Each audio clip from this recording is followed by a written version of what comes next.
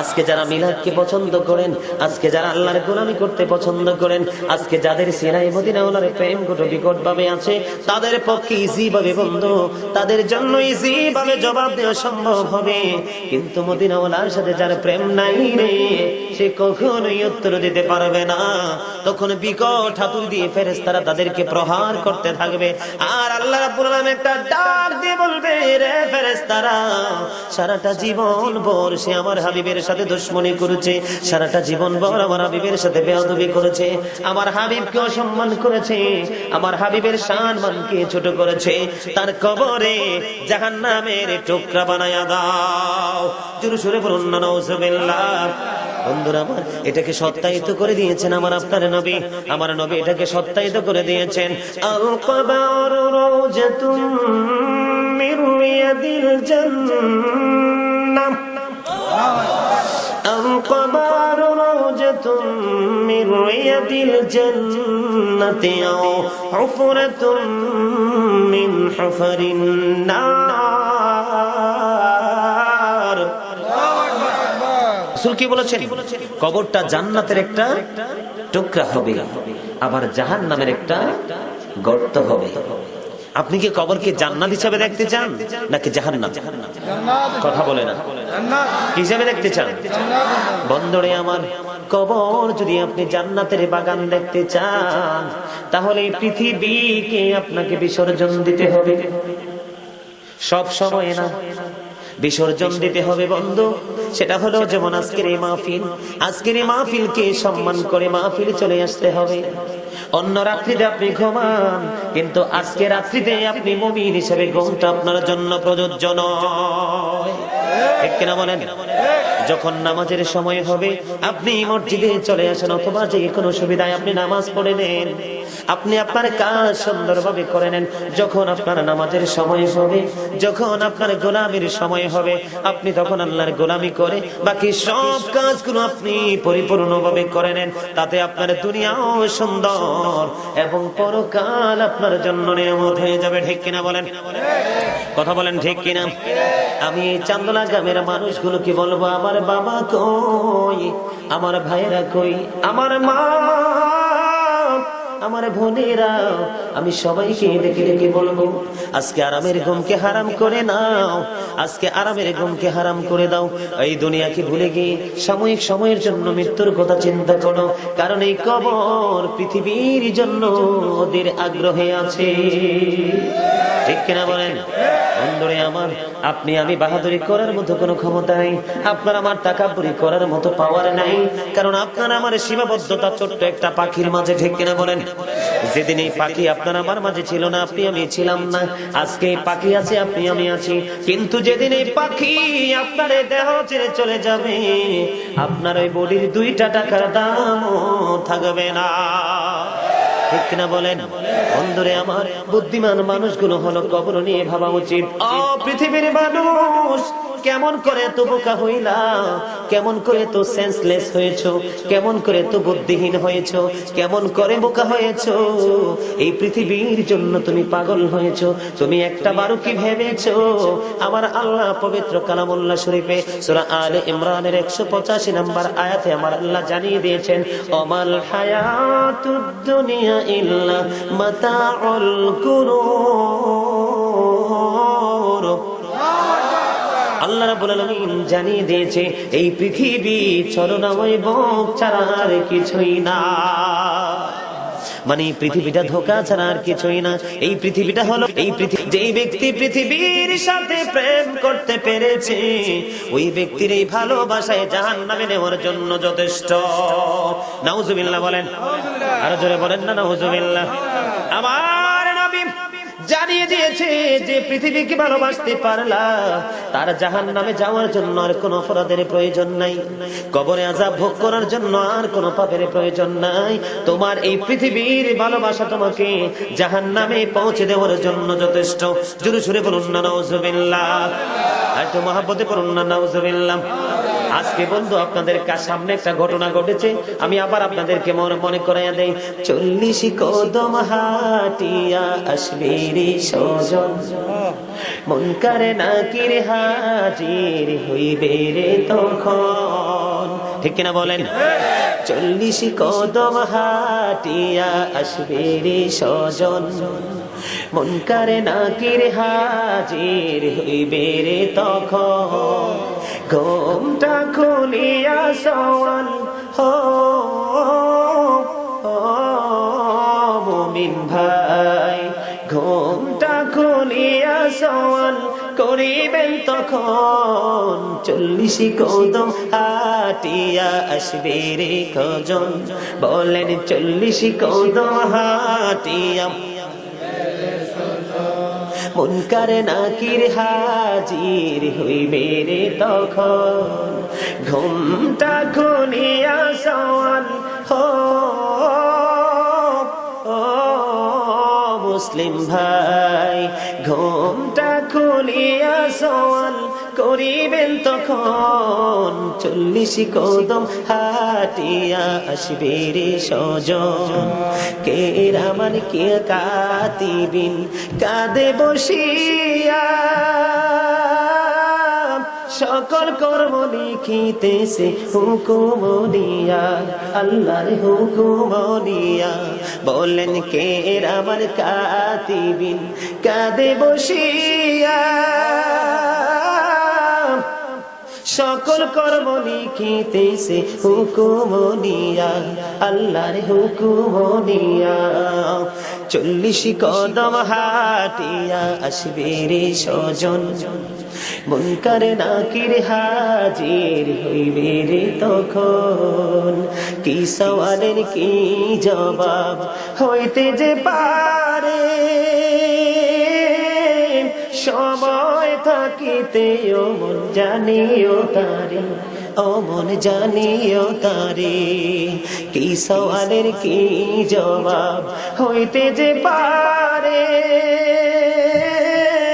সময় থাকিতে ও মন জানিও তারে, ও মন জানিও তারে। বলেন 40 কদম হাটিয়া আসবে রে স্বজন, মুনকারে নাকির হাজির হইবে রে তখন। ঘোমটা খুলিয়া সওয়াল মুমিন ভাই, ঘোমটা খুলিয়া সওয়াল করিবেন তখন। 40 কদম হাটিয়া আসবে রে স্বজন, কি সওয়ালের কি জবাব হইতে যে পারে, সময় থাকিতে ও মন জানিও তারে, ও মন জানিও তারে। 40 কদম হাটিয়া আসবে রে স্বজন, মুনকারে নাকির হাজির হইবে রে তখন। মারহাবা বলেন, এত আস্তে মারহাবা। আমার কথাগুলো বুঝতে অত্যন্ত হার্ড মেধার অধিকারী মানুষ হতে হবে। ভার্সিটি, কলেজ, যত বড় উচ্চ লেভেলেই পড়াশোনা করেন না কেন, আপনাকে যদি বিবেকহীন আল্লাহ করে দেয়, কথাগুলো আপনার আপনার আপনার ব্রেইনের মধ্যে এগুলো কি করবে না, ক্যাশ করবে না, কাউন্ট করবে না। কথাগুলো কত হৃদয় বিদারক জানেন? আমি আপনাদেরকে মনে করে দিয়েছি, কারণ আপনাদের আজকে দুইটা ডেড বডি কবরে রেখেছে। আমার মতে আজকের এই গ্রামের ছোট্ট বাচ্চাগুলোকে পর্যন্ত নিয়ে মাহফিলে আসা উচিত ছিল, ঠিক কিনা বলেন? আজকে প্রত্যেকটা মানুষের অন্তরে ব্যথা লাগার কথা যে আজকে এই কবর তো আমার জন্য বাজে, ঠিক কিনা? কবরের খবর যদি মানুষ জানিত,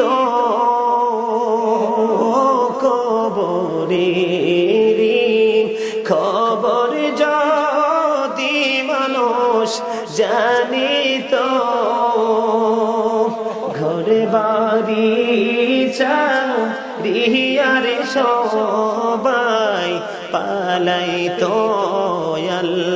আল্লাহুম্মা সাল্লি আলা মুহাম্মাদ ওয়া আলা আলি সাইয়্যিদিনা মুহাম্মাদ ওয়া আলা আলি সাইয়্যিদিনা মুহাম্মাদ। कर बाबा हरी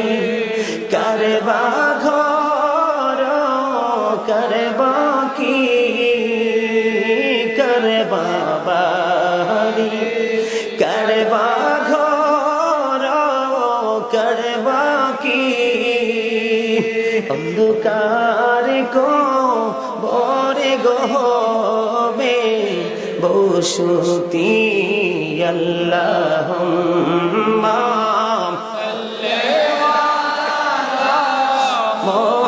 মোহাম্মদ বোলায়ালে সাইয়্যিদিনা মোহাম্মদ জোরে বলুন না মারহাবা এত মহব্বতে বলুন না মারহাবা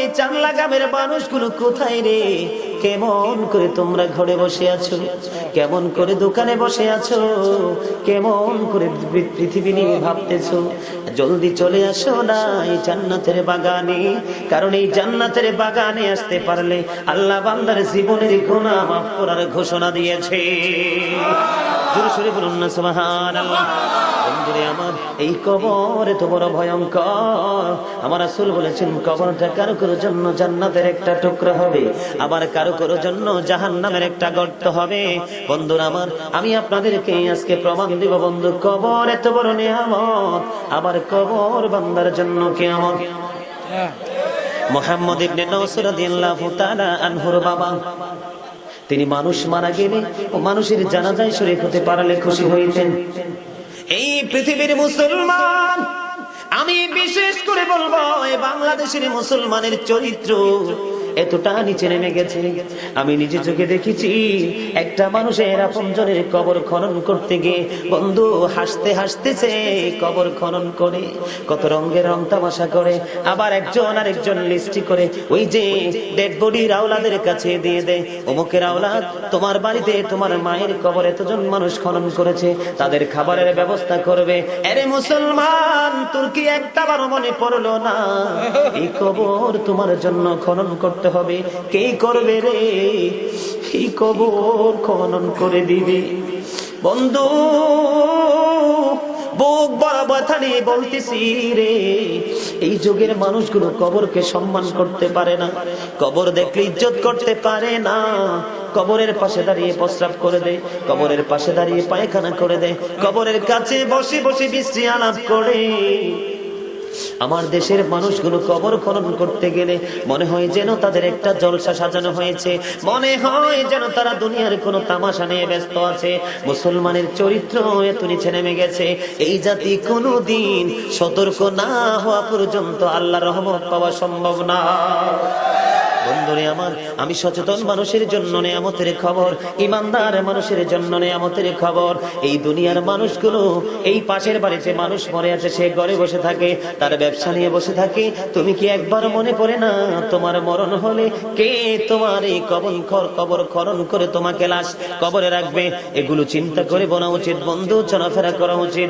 মুহাম্মদ ইবনে নওসর রাদিয়াল্লাহু তাআলা আনহুর বাবা তিনি মানুষের জানাজায় শরীক হইতে পারলে তিনি খুশি হইতেন বন্ধুরে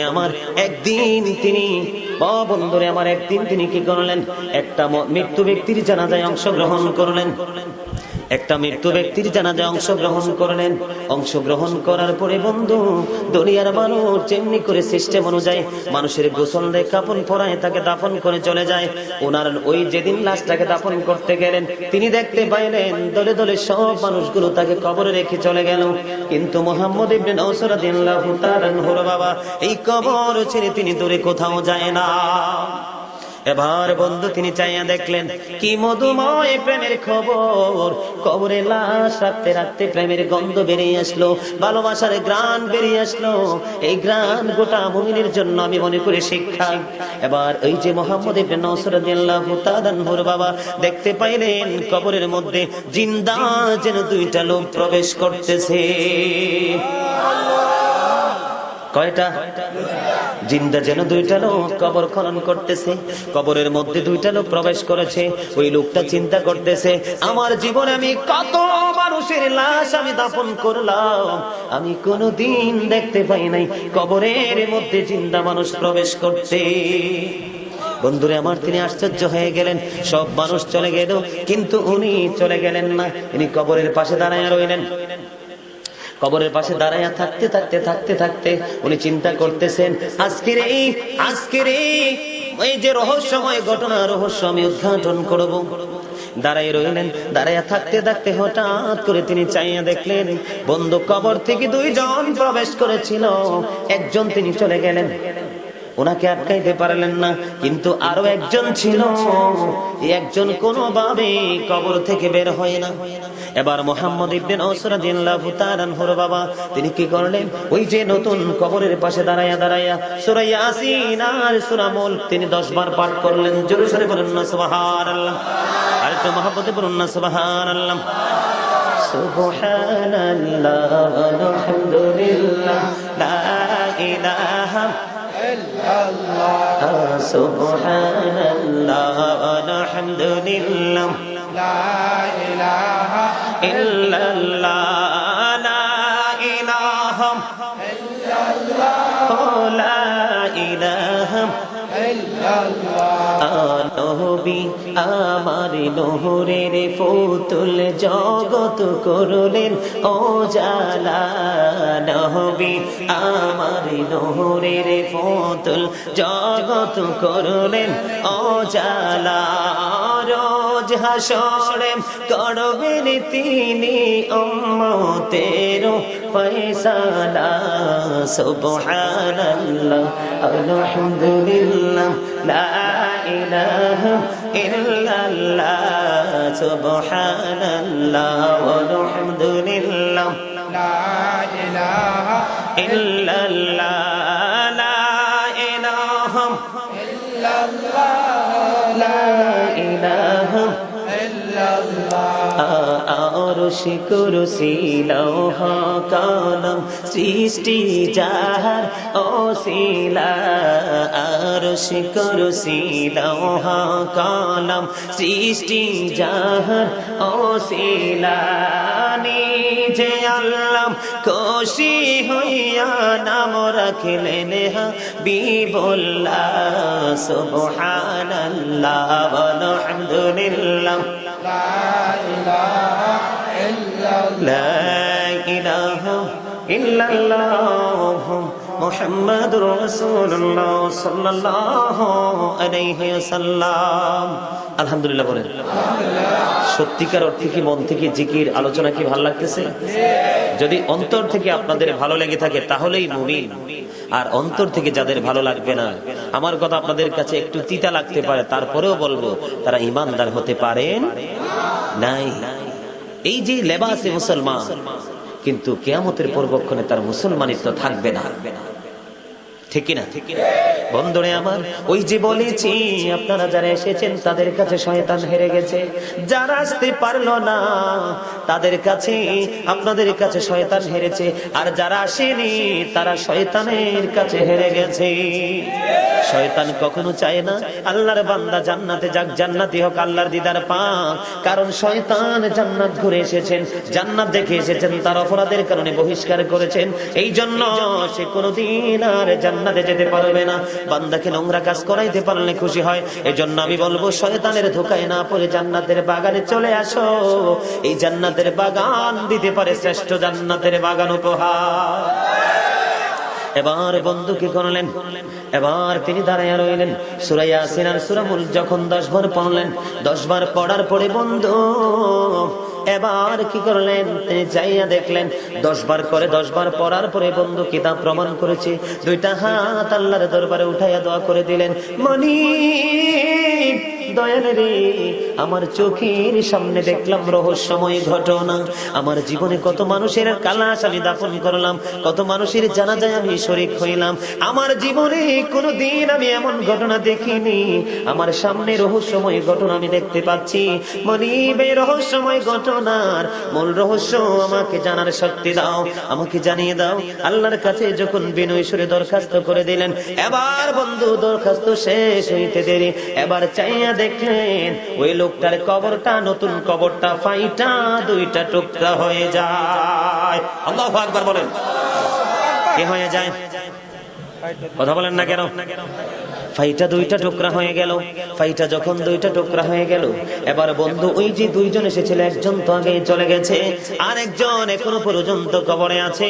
কবরটা যখন ফাইটা গেল, ওই লোকটা বের হয়ে সে তার আপন গতিতে চলে যায়। এবার ওই মুহাম্মদ ইবনে নওস রাদিয়াল্লাহু তাআলা আনহুর বাবা ডাক দিয়ে বলল, আপনি একটু দাঁড়ান, তিনি দাঁড়ায় না। আবার তাকে বললেন, আপনি দাঁড়ান, তিনি দাঁড়ায় না। আবার বললেন, আপনি দাঁড়ান, তিনি দাঁড়ায় না। অনেকবার রিকোয়েস্ট করার পরে আবার তিনি দাঁড়াইলেন। দাঁড়ানোর পরে ওই লোকটাকে প্রশ্ন করলেন, আপনারা দুইজন এই কবরের মধ্যে প্রবেশ করেছেন, আপনারা কে গো? পরিচয় কি জানতে বড় মনে চায়? একজন অনেক আগেই চলে গেল, এখনো পর্যন্ত আপনি কবরের মধ্যে অবস্থান করতেছেন, কে গো? আপনারা পরিচয় দেন। এবার ওই তিনি উত্তর দিয়ে দিলেন, তুমি দেখেছো আমরা পৃথিবীর মানব স্রোতে আসিছি, আসলে আমরা পৃথিবীর কোন মানুষ না, আমরা আল্লাহ রাব্বুল আলামিনের ফেরেশতা, রহমতের ফেরেশতা। আজকে যেই বান্দা কবরে এসেছে, আমার আল্লাহর প্রিয় বান্দা, আল্লাহ রাব্বুল আলামিন আমাদেরকে পাঠিয়েছেন। আমার বান্দা যদি প্রশ্নের জবাব দিতে না পারে, তার প্রশ্নের জবাব তোমরা তার পক্ষ থেকে শিখাইয়া দিও। জোরে বলেন না সুবহানাল্লাহ। আমরা এই জন্য তার কবরে প্রবেশ করেছি। ও বন্ধু, আপনি যখন বন্ধুরা আমার আল্লাহর পথে থাকবেন, আল্লাহর গোলামি করতে পারবেন, আল্লাহর দিদার পাওয়ার আশায় যখন আপনি রাত যাপন করবেন, দিন যখন আপনি অতিবাহিত করবেন, তখন আপনার জন্য কবর, হাসর, মিজান সব ফুলছে রাত পর্যন্ত হয়ে যাবে নিয়ামত। ঠিক কিনা বলেন? আমার সাথে একমত কিনা? একমত না? সবাই একমত? আওয়াজ তো দিতে হবে অনেক উচ্চ করে। আপনারা জানেন না, আপনাদের জন্য সব নিয়ামত তো আজকে। আপনারা আমাকে আলেম মনে করে দাওয়াত দিয়েছেন না? আমি আপনাদের কাছে আলেম হিসাবে এসেছি, তারপরে মেহমান হিসাবে এসেছি, ঠিক কিনা? আল্লাহ রাব্বুল আলামিন কিন্তু একজন আলেমের ভালোবাসাও কিন্তু একজন সাধারণ মানুষের জন্য জান্নাতের ঘোষণা দিয়েছেন। জানেন এটা? মানে কেউ যদি কোনো হক্কানি আলেমকে ভালোবেসে কবরে যেতে পারে, আল্লাহ রাব্বুল আলামিন বলেছেন, join with my dear people, come to my paradise. Allah বলেছেন, join with my dear people, তোমরা আমার প্রিয় লোকেদের সাথে যুক্ত হও, কাম টু মাই প্যারাডাইস, আমার জান্নাতে চলে এসো।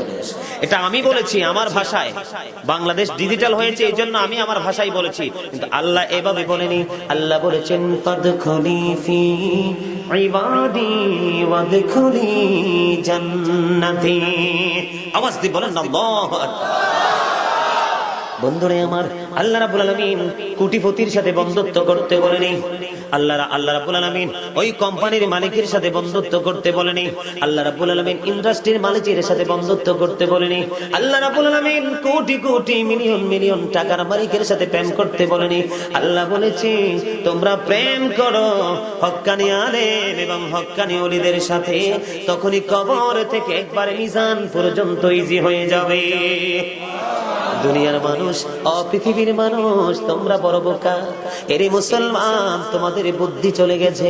আমি বলবো, মুসলমানের মতো বোকা এই বর্তমান জামানায় আর কেউ হতে পারে না। তোমরা কি একবার ভেবেছো মরণ তোমার কেমন হবে? একবার কি ভেবেছো কবর তোমার কেমন হবে? একবার কি ভেবেছো হাসর তোমার কেমন হবে? একবার কি ভেবেছো মিজানের পাল্লা কি নেক দিয়ে বাড়ি হবে নাকি পাপ দিয়ে বাড়ি হবে? একবার কি ভাবতে পেরেছো? যে ভাবতে পেরেছে সে এভাবে পরিপূর্ণ জান্নাতি হয়ে কবরে কদম দিতে পারবে, তার আগে তার কবরে যাওয়া উচিত না। আপনারা আমার কাছ থেকে শোনেন, আজকে দুইটা মানুষকে আপনারা কবরে দিয়েছেন। বন্ধু, চাইলে আগামীকালকে আরো কারো মরণ হতে পারে, ঠিক কিনা বলেন? এইখানে যারা এসেছেন, আমরা আমাদের যে কোনো কারো মরণ হতে পারে। মরণ কাউকে খবর দিয়ে আসে না, মরণ কাউকে আগে মেসেজ দেয় না। জাস্ট টাইমে আসবে, আবার জাস্ট টাইমে আপনাকে আমাকে ডেট করে দিয়ে চলে যাবে, ঠিক কিনা বলেন? বন্ধুরে আমার, মৃত্যুর যন্ত্রণাটা কেমন দেখেন। আপনি যে কবরে যাবেন, কবরে যাওয়ার আগে আপনার দেহ থেকে যে পাখিটা বের হয়ে যাবে, এটা কত কষ্টের হতে পারে একটু জেনে নেন বন্ধু। আমি আজকে বলবো, আমাদের আগের নবী ছিল ঈসা রুহুল্লাহ, ঠিক কিনা বলেন? আমার কথা কি বুঝেন না? বুঝেন? যদি বুঝেন আওয়াজ দিবেন উচ্চ করে, অনেক জোরে আওয়াজ দিয়ে কথা বলবেন। যত আওয়াজ দিবেন তত শয়তান আমাদের এরিয়া ছেড়ে পালিয়ে যাবে। আজকে শয়তানের দুঃখ কিন্তু যাদেরকে এখানে, মানে আপনারা যারা এখানে চলে এসেছেন, আমরা যারা এসেছি, এটা নিয়ে শয়তানের দুঃখ। যারা বাইরে আছে তাদেরকে নিয়ে শয়তানের একটা সেকেন্ড দুঃখ করবে না, কারণ তাদেরকে শয়তান বায়াত করে আউটসাইডে পার করে দিয়েছে, ঠিক কিনা বলেন? দেখেন, মরণ এই যে কবরে গেছেন বন্ধু, আজকে যিনি কবরে গেছে উনি বুঝতে পেরেছে ওনার মৃত্যু যে কত ভয়ঙ্কর হয়েছে। আজকে যিনি কবরে গিয়েছে বন্ধু, আপনারা জানেন না তার কবরে যে কি প্রশ্নের খেলা চলতেছে।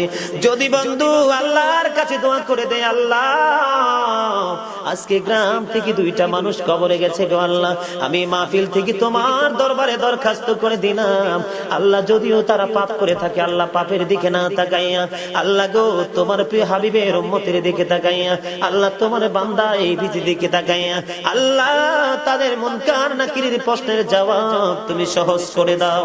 জোরে জোরে বলেন না আমিন, আরেকটু জোরে বলুন না আমিন। আল্লাহ তাদের এই প্রশ্নের জবাবটা সহজ করে দিয়ে দয়াল তাদেরকে তুমি জান্নাতি বলে কবুল করে নাও। ও বন্ধু, তোমরা জানো না কবর যে কত বড় ভয়ঙ্কর। পাপী যারা হবে তাদের জন্য কবরের মধ্যে 99টা সাপ থাকবে। কয়টা? 99টা সাপ থাকবে। এক একটা সাপ এমন ভাবে সবল মারবে, এত বিষাক্ত সাপ। এই সাপ যদি একবারের জন্য পৃথিবীর দিকে তাকাইয়া নিঃশ্বাস পালায়, গোটা পৃথিবীর মানুষগুলো ও বন্ধু অসুস্থ হয়ে মারা যাবে। ওই নসিব যদি তার হয়, কে সরাবে তার এই যন্ত্রণা? ঠিক কিনা বলেন? আল্লাহর কাছে বলবো, আল্লাহ তাদেরকে তুমি সেই ভয়ঙ্কর যন্ত্রণা দিও না। আল্লাহ গো, এতগুলো মানুষ মিলে তোমার কাছে দরখাস্ত করলাম, তাদের দরখাস্ত কবুল করে নাও আমিন।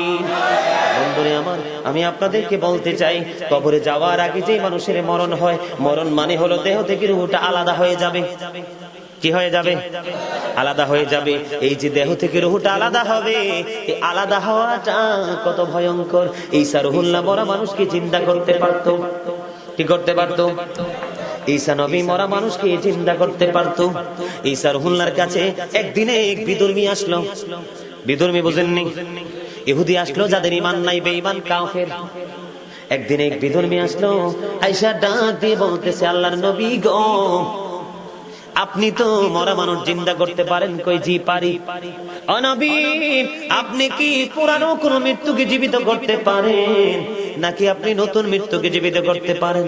এবার ঈসা রুহুল্লাহ ডাক দিয়ে বলল, তুমি বলো না আমি কোন কবরবাসীটাকে জিন্দা করব? আওয়াজ দিয়ে বলেন আল্লাহু আকবার। আটো মহব্বতে বলেন আল্লাহু আকবার। আল্লাহুম্মা সাল্লি আলা সাইয়্যিদিনা মুহাম্মদ নবিয়ানা শাফিয়ানা মাওলানা মুহাম্মদ। আল্লাহুম্মা সাল্লি আলা সাইয়্যিদিনা মুহাম্মদ নবিয়ানা শাফিয়ানা মাওলানা মুহাম্মদ। ডাইনে মাটি বামে মাটি, মাটি হবে বিছানা, এমন মাটি হবে বিছানা। কবর দেশে গেলে তুমি, কবর দেশে গেলে তুমি পাইবা নবীর ঠিকানা।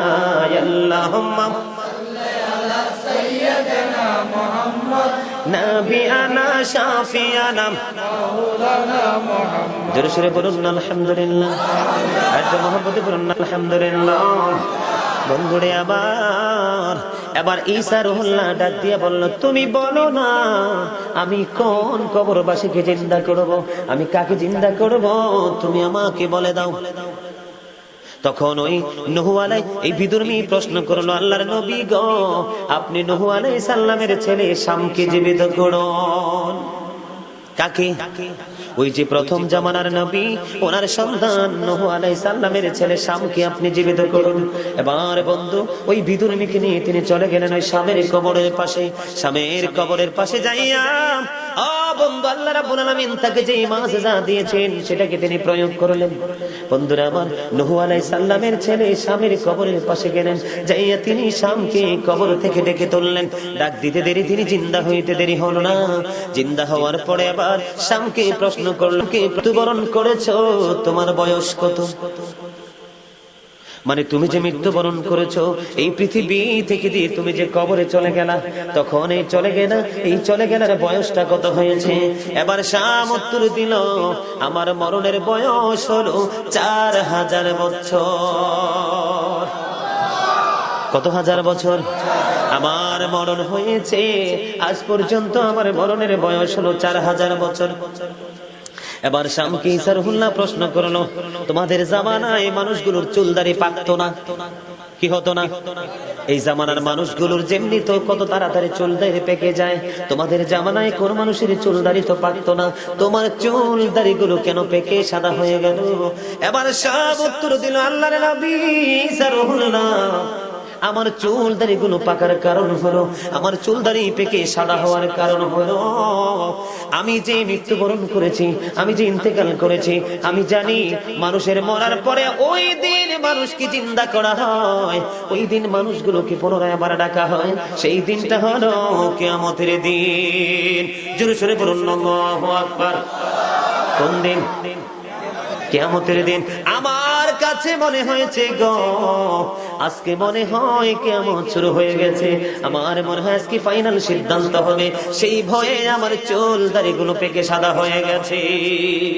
জোরে শুরু করুন না সুবহানাল্লাহ। এখন তোমাকে প্রশ্ন করা হলো, রে শাম তোমার মরণের বয়স হয়েছে 4000 বছর। এবার শাম উত্তর দিয়ে বলল, আল্লাহর নবী গো আমার মরণের বয়স 4000 বছর হয়েছে, আমি সব কিছু বলে গেছি নবী গো, এখনো পর্যন্ত আমি মৃত্যুর যন্ত্রণাটাকে ভুলতে পারিনি। আওয়াজ দিয়ে বলেন না আল্লাহু আকবার। 4000 বছর হইল বন্ধু, তার যে দেহ থেকে প্রাণ পাখি আলাদা হয়েছে, মানে তার মরণ হয়েছে 4000 বছর হয়েছে, এখনো পর্যন্ত সে মৃত্যুর জ্বালাটা সহ্য বলতে পারে নাই। তাহলে বলেন বন্ধু মরণটা কেমন জানেননি? মৃত্যুর সবচেয়ে কম যন্ত্রণা হলো 1000 তলোয়ার মারার আঘাতের সমতুল্য।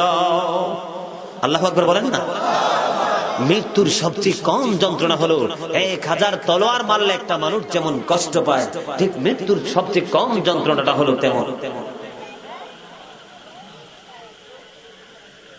আপনি বলেন তো একদিন কি নিজের বিবেকের কাছে আপনি বিবেকের কাঠগড়া দাঁড়িয়েছেন যে আমি যে আসলাম কেন আসলাম, আবার আমি যে চলে যাব কেন চলে যাব? আল্লাহ কোরআনে কি বলেছে জানেন? ফি সূরাতিন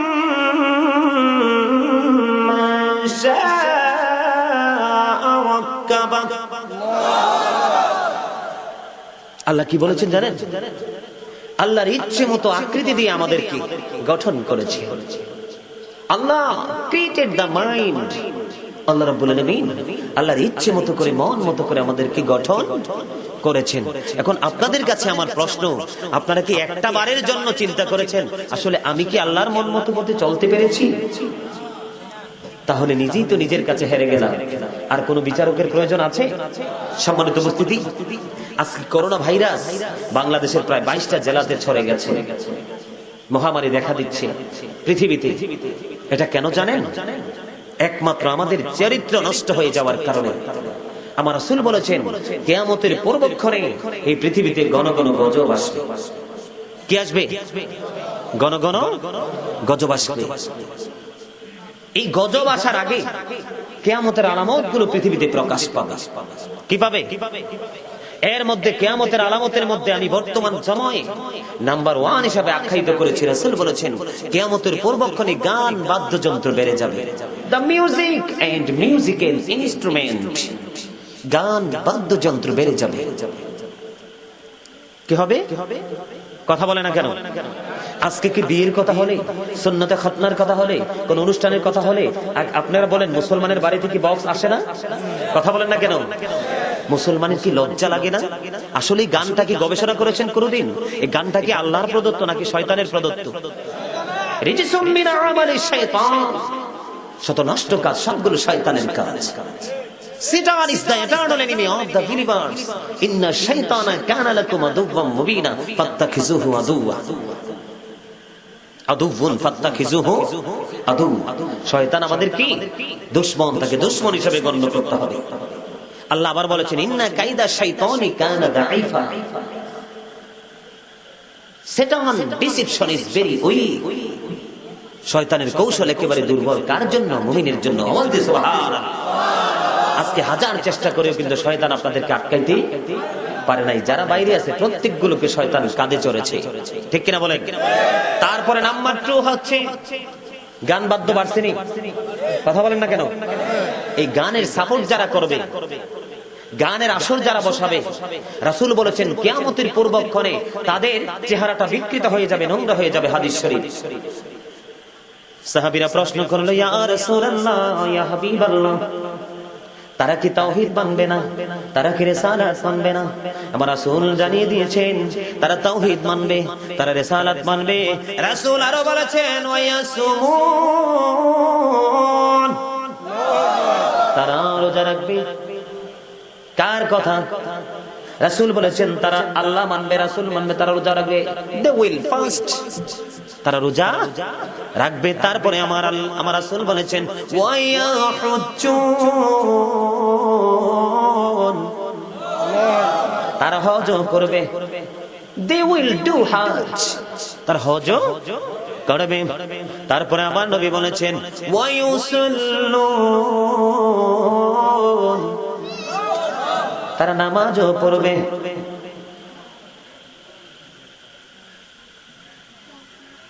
They will for prayers, তারা নামাজও পড়বে। তারপরে বন্ধু, অন্য হাদিসে আছে যারা গান বাজনার সাথে নিজেকে আপন করে নিতে পারবেন, কিয়ামতের পূর্বক্ষণে পৃথিবীর মধ্যে এমন অবস্থা হবে, হাঁটার সময় মাটি দুইটা ফাঁক হবে, ফাঁক হওয়ার পরে চলার পথে সে মাটির মধ্যে আটকা পড়ে যাবে, আরে আটকা পড়ে তার চেহারা বিকৃত হয়ে নোংরা হয়ে যাবে, শুধুমাত্র গান বাদ্যযন্ত্রকে প্রাধান্য দেওয়ার কারণে। জোরে সোরে বলেন না নাউজুবিল্লাহ। এটা হলো নাম্বার 1 কিয়ামতের শর্তের মধ্যে একটা। আর একটা হলো বন্ধু, আমার রাসূল জানিয়ে দিয়েছেন কিয়ামতের পূর্বক্ষণে চরিত্রহীন লোক জাতীয় ক্ষমতায় যাবে। ওমা ঠিক দি কয় না? আমাদের সমাজের মধ্যে কোন কোন সমাজে বাইরে ছিনি চরিত্রহীন লোক মানে যার বিচার করার কোনো ক্ষমতা নাই, সে নাম্বার 1 বিচারক।